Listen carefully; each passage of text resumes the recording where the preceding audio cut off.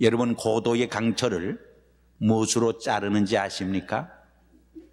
최근에 제가 들은 이야기입니다마는 물로 자른다고 합니다. 고도의 강철을 물칼로 자른다는 것입니다. 온유는 마치 물칼과 같습니다. 가장 부드러운 것 같지만은 가장 강한 것을 이길 수 있는 것입니다. 이러한 온유한 자가 땅을 차지할 것이라고 말했습니다. 땅은 이스라엘 백성들에게 있어서 삶의 터전입니다. 그러므로 땅을 잃는다는 것은 모든 삶을 잃는 방황을 말합니다. 반면에 땅을 얻는다는 것은 모든 삶의 축복과 권리를 회복하는 것을 의미합니다.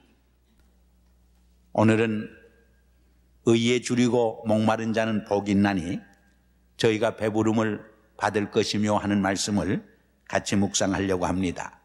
한번 같이 따라 할 수 있기를 바랍니다. 의에 줄이고 목마른 자는 복이 있나니 저희가 배부를 것이며. 우리가 인생을 살아가는 과정에서 항상 부닥치는 두 개의 궁극적인 욕구가 있습니다. 하나는 행복에 대한 욕구입니다. 쉽게 말해서 행복하게 잘 살아보려는 욕구입니다. 다른 하나는 가치에 대한 욕구입니다. 이것은 쉽게 말해서 인생을 좀 보람있게 뜻있게 가볍게 살려고 하는 욕구입니다. 이 두 가지 욕구가 한꺼번에 올 적에는 대단히 이상적입니다. 그러나 많은 경우에 이 두 개의 욕구가 항상 같이 오지 않습니다. 어떤 사람은 복 받으려고 하는 행복에 대한 추구가 너무나 강렬합니다. 그러니까 어떤 사람들은 값어치에 대한 보람된 삶에 대해서 더 강렬한 욕구를 지니고 있습니다. 이렇게 이 두 개의 욕구가 한꺼번에 오지 아니하고 서로 상충될 때에 우리의 삶 속에 갈등이 오고 고뇌와 번민이 찾아오게 됩니다. 기독교 신앙은 한마디로 행복에 앞서 가치에 대한 추구가 앞장서야 한다는 것을 말합니다. 참된 행복은 이 가치에 대한 추구가 앞설 적에 부수적으로 결과적으로 따라오는 은총이요 축복인 것을 강조합니다. 그러므로 예수님도 너희는 먼저 그의 나라와 의를 구하라. 그리하면 이 모든 것을 너희에게 더해 주시리라 약속했습니다. 이 말씀은 쉽게 말해서 우리의 행복에 대한 욕구보다 가치에 대한 욕구가 앞서야 한다는 것을 강조해 주는 말씀이라 그렇게 말할 수 있습니다. 이 말씀은 쉽게 말해서 오늘 본문에 기록된 의에 줄이고 목마른 자는 복이 있나니 저희가 배부를 것이며 하는 말씀과 일맥상통하는 같은 맥락에 서는 말씀이라고 볼 수 있습니다. 우리 인간은 누구나 복받기를 원합니다. 우리 인간은 누구나 행복해지기를 원합니다. 많은 사람들이 열심히 돈 벌기를 원하고 열심히 공부하고 열심히 일하고 열심히 장사하고 좋은 지위와 권력과 명예를 얻으려고 하는 것이 무엇 때문입니까? 가만히 살펴보면 그 밑바닥에 깔려있는 욕구는 행복에 대한 욕구인 것을 알 수 있습니다. 뭐 어떤 사람들이 아름다운 말로 미사역으로 도금을 하고 변명을 한다고 할지라도 그 마음 깊숙한 밑바닥에 행복에 대한 욕구가 깊게 깔려있는 것을 그 누구도 부인할 수 없는 것입니다. 그럼에도 불구하고 우리가 추구하는 행복은 멀리 있습니다. 우리가 행복을 추구하면 추구할수록 행복은 도망을 칩니다. 도피해 가는 것입니다. 우리가 돈을 추구하고 물질을 추구할 적에 물질과 돈은 우리를 피합니다. 사실 돈이 물질이 나를 따라와야지 내가 돈을 따라가고 물질을 따라가고 행복을 추구할 적에 우리는 비참해집니다. 돈의 노예가 됩니다. 물질의 종이 되어버리는 것을 우리는 알 수 있습니다. 왜 그렇습니까? 왜 우리가 추구하는 행복이 오히려 더 멀리 있게 되는 것입니까? 우리가 추구하면 추구할수록 왜 그것들은 우리를 피하는 것입니까? 쉽게 말해서 프라이오리티가 잘못되었기 때문입니다. 우선순위를 우리는 잘못 설정했기 때문입니다. 우리는 먼저 올바른 삶, 가치 있는 삶을 추구할 적에 부수적으로 행복이 뒤따라오게 할 수 있는 삶을 살아야 하는 것이기 때문입니다. 예를 들어서 사람을 거꾸로 매달아 놓고 행복하냐 평안하냐 묻는다면 아무도 행복하다 평안하다 대답하지 않을 것입니다. 그에게는 먼저 올바로 서는 것이 더 중요한 과제입니다. 올바로 서는 문제가 그에게 있어서는 평안의 문제, 행복의 문제에 앞서는 것입니다. 우리 인간의 삶이 바로 그러한 것입니다. 가치의 문제가 행복의 문제보다 앞서는 것입니다. 선행되어야 할 과제인 것입니다. 예를 들어서 여기에 고통스러운 환자가 있습니다. 의사가 진통제로만 그를 치료해주고 그의 고통을 덜어준다고 하면은 그 의사는 대단히 미숙한 서투른 의사인 것입니다.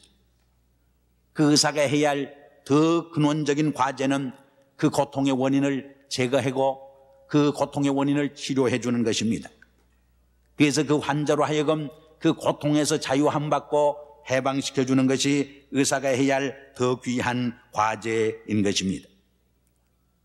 의에 줄이고 목마른 자는 복이 있다는 말씀은 바로 기독교가 강조하는 행복에 앞서 우리들이 더 갈급하게 추구해야 하는 가치의 문제를 우리에게 말해주는 것입니다.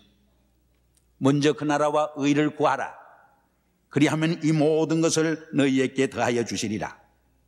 Seek first His kingdom and His righteousness, and all these things will be given to you as well.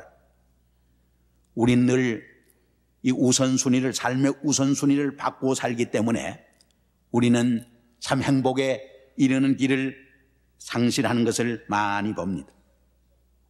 그럼 의에 줄이고 목마른 삶이 무엇을 의미합니까? 의에 줄이고 목마르다는 말이 구체적으로 무엇을 우리에게 말해 주는 것입니까? 이 말씀은 쉽게 말해서 의의 삶의 기초를 두라고 하는 말입니다. 왜냐하면 의는 우리 개인의 삶과 공동체 삶의 터전이 되기 때문입니다. 우리 개인의 삶과 공동체 삶의 생명줄이기 때문입니다. 우리의 사회는 이 공의로 정의로 떠받들여져 있습니다. 공의와 정의는 우리의 삶과 이 사회를 떠받드는 기초요 기둥입니다. 이 의가 사라질 적에 개인의 삶과 사회의 삶은 병들게 됩니다. 무너지게 되는 것입니다. 그래서 구약의 예언서를 읽어보면 계속해서 공의가 강물처럼 흐르게 하라고 우리에게 외치고 있습니다.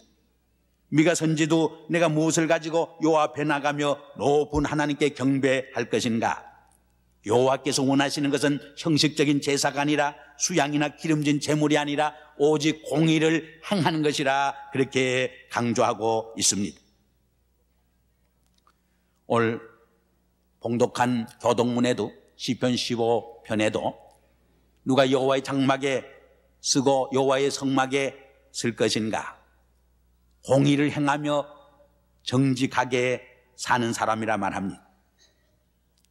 이 히랍 사람들의 정의에 대한 개념을 보면은 재미있습니다. 히랍의 정의 여신은 눈을 감고 있습니다. 눈을 수건으로 감겼습니다. 그것은 무엇을 의미하는 것입니까?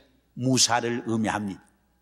눈을 뜨고 피부 색깔을 본다든가 그 사람의 모습을 볼 적에 편견에 사로잡기 쉽습니다. 사사로워질 수 있습니다. 그래서 눈을 감았다는 것은 무사를 의미합니다. 또 한 손에는 저울을 들고 있습니다. 이것은 공정한 분배를 의미하는 것입니다. 또 한 손에는 날카로운 칼을 들고 있습니다. 그것은 악에 대한 냉철한 응징을 의미하는 것입니다. 이러한 무사와 공정한 분배와 불의에 대한 냉철한 응징이 있는 곳에 비로소 정의로운 사회 소셜 저스티스가 실현될 수 있음을 그들은 생각했기 때문입니다. 그럼 왜 사람들이 공의가 이렇게 중요한데 우리 개인의 삶과 사회의 삶에 있어서 의의가 그렇게 생명과 같은 것인데 우리가 의의를 추구하지 못하는가? 의의를 실현해 가지 못하는가? 우리는 몇 가지로 생각해 볼 수 있습니다. 하나는 우리 인간이 이해관계에 너무 연약하기 때문입니다. 이해관계에 늘 영향을 받으며 살아가기 때문입니다. 우리 인간은 참 이해관계에 자기 유익에 눈이 멀기 쉽습니다. 두 번째로 의의가 좋지만은 모든 사람이 불의를 행하는데 나만이 구태여 유독 공의를 의의를 행해야 하느냐 하는 유혹입니다. 사실 모든 사람들이 불의를 행하고 적당하게 부정직하게 살아가는데 나만이 의롭게 진실되게 정직하게 살아가야 한다는 것은 참 고독한 삶이 아닐 수 없습니다. 참으로 고독한 전쟁이요 싸움이 아닐 수 없는 것입니다. 우리 속담에 깔따기는 걸러먹고 약대는 통으로 삼킨다는 말이 있습니다. 특별히 적은 도적은 오히려 감옥에 갇히고 큰 도적은 뽀젓이 활보하는 부조리한 사회를 볼 적에 우리는 의롭게 살아간다는 것이 얼마나 힘들다고 하는 것을 경험할 때가 많이 있는 것입니다. 요새 그래도 한국신문이나 TV를 보면은 신나는 장면이 들어 있습니다. 꽤 큰 거물들도 뇌물 받고 감옥으로 가고 정말 공의의 재판을 받는 것을 보면은 한 맺힌 백성들에게 아마 한이 풀리는 장면이라 그렇게 말할 수 있습니다. 모든 사람이 법 앞에서는 평등해야 합니다. 모든 사람이 의 앞에서는 공정한 심판을 받을 수 있어야 하는 것입니다. 세 번째로 의의 길을 따르는 것이 너무나 힘들고 또 고난의 길이기 때문입니다. 불의의 길은 넓은 길입니다. 그러나 의의 길은 좁은 길입니다. 고난의 길입니다. 십자가의 길입니다. 우리가 의를 행하기 위해서는 늘 박수갈채를 받는 것이 아닙니다. 오히려 중상모략을 받아야 하는 길입니다. 오히려 핍박과 고난을 받고 매맞음을 감수해야 하는 그런 각오와 결단의 길인 것을 우리는 알고 있습니다. 그러므로 불의를 따르는 것이 훨씬 쉽습니다. 의를 행한다는 것이 훨씬 더 어렵습니다. 또 불의는 안 가르쳐줘도 모든 사람이 잘합니다. 여러분 거짓말 하라, 도적질 하라, 불의하게 살라 가르쳐주지 않아도 잘합니다. 그러나 의롭게 살라, 선하게 살라, 진실되게 살라 가르쳐줘도 하기가 대단히 어려운 것입니다. 우리가 싸우는 생활, 남을 중상모략하는 삶, 남을 헐뜯는 비난의 말, 부모들이 자식에게 안 가르쳐줘도 선생이 제자들에게 가르쳐주지 않아도 얼마나 잘합니까? 그러나 진실되게 살라, 의롭게 살라, 바르게 살라 그렇게 가르쳐줘도 오히려 잘하지 못하는 것을 우리는 볼 수 있습니다. 그것은 무엇을 의미하는 것입니까? 의롭게 산다는 것이 그만큼 어렵다는 것을 말합니다. 그러나 그렇게 힘드는 것은 또한 그만큼 의가 귀하다고 하는 것을 의미하는 것입니다. 그만큼 의가 우리의 개인의 삶과 공동체의 삶과 우리 민족과 인류의 삶 속에 얼마나 중요한 생명인 것을 우리에게 말해 주는 것입니다. 참으로 값어치 있는 것은 그렇게 쉬운 것이 아니기 때문입니다. 그러나 사람은 옳게 살 때에 의롭게 살 적에 힘이 있습니다. 의롭게 살 적에 강한 힘이 생깁니다. 그 눈에 빛이 납니다. 그의 말이 분명해집니다. 그러나 우리 인간은 불의를 행할 적에 힘이 없습니다. 눈동자가 흐려집니다. 그의 말이 둔해집니다. 그의 말이 불투명해지는 것입니다. 그만큼 떳떳하지 못하기 때문입니다. 그만큼 죄의 노예가 되어버리기 때문입니다. 악의 종이 되어지기 때문입니다. 인간에게는 여러 가지 욕구가 있습니다. 돈을 벌려고 하는 욕구가 있고, 지식을 추구하는 욕구가 있고, 권력을 얻으려는 욕구가 있고, 명예를 얻으려는 욕구가 있습니다. 그러나 그 중에서도 의에 대한 욕구는 가장 귀한 욕구입니다. 옳게 살고 진실되게 살고 바르게 살려고 하는 욕구는 가장 귀한 것입니다. 모든 인간에게는 의를 추구하는 마음이 있음을 우리에게 말해줍니다. 그러나 문제는 어디에 있습니까? 얼마나 이 의에 대한 강렬함이 있느냐가 문제입니다. 얼마나 이 의에 대한 강렬함이 나의 다른 육적인 욕구를 극복하고 이길 수 있느냐, 승리할 수 있느냐, 그것이 우리의 인생의 갈림길이 됩니다. 우리가 정말 의롭게 사느냐 악하게 사느냐를 결정지는 하나의 열쇠가 되어지는 것입니다. 바로 이것이 우리를 다르게 만들어 놓습니다. 이것이 우리의 삶의 운명을 갈라놓습니다. 우리의 삶의 가치관을 결정해 놓는 것입니다. 옛날 소돔 고모라 성은 의인 10사람이 없어서 결국 하나님의 심판과 멸망을 받아야만 했습니다. 에레미야는 예루살렘 거리를 온종일 다니면서 참 의로운 사람 한 사람을 만나기를 원했지만은, 참으로 진실된 사람 한 사람을 만나기를 원했지만은 만날 수 없었다고 그는 고백했던 것을 우리는 알고 있습니다. 지난 며칠 동안 LA에서 도산 안창호 선생의 삶과 사상과 활동을 재조명해보는 그런 학술 대회가 있었습니다. 도산 안창호 선생은 1세기 전에 이미 우리보다 앞서 이민자로 LA 와서 살았습니다. 특별히 이번에는 코리안 아메리칸 컨텍스트에서 그가 우리에게 좋은 이민자의 롤 모델이 될 수 있지 않을까, 그런 조명을 해봤습니다. 그분의 많은 사상 중에 하나는 정직하게 진실되게 살아야 한다, 올바르게 의롭게 살아야 한다.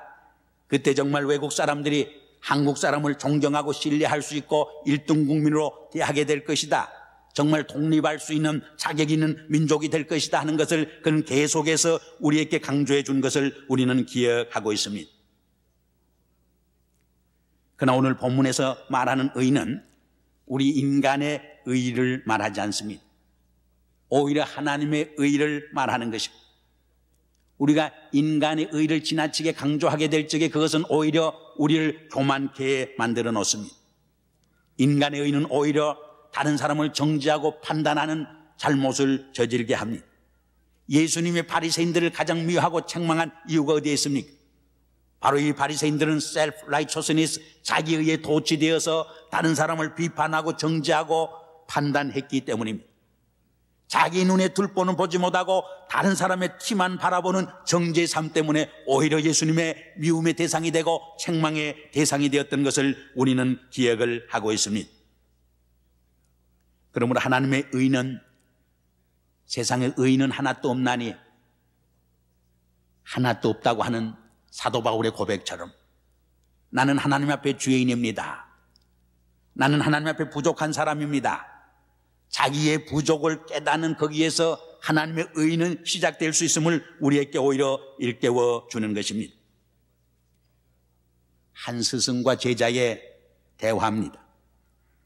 제자는 스승을 향해서 이제는 제가 잘 배워서 많이 배워서 배울 것이 없습니다, 이제는 정말 만족합니다, 저는 나의 삶에 별로 후회가 없습니다, 이렇게 자만했습니다.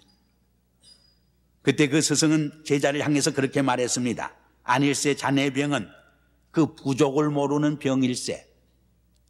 우리가 성숙한 크리스찬들이 됨에 있어서 가장 큰 장애물은 나는 부유한 자라, 나는 부자라, 그래서 부족한 것이 없다고 생각하는 바로 그 병임을 기억해야 한다고 지적했다는 유명한 이야기가 있습니다.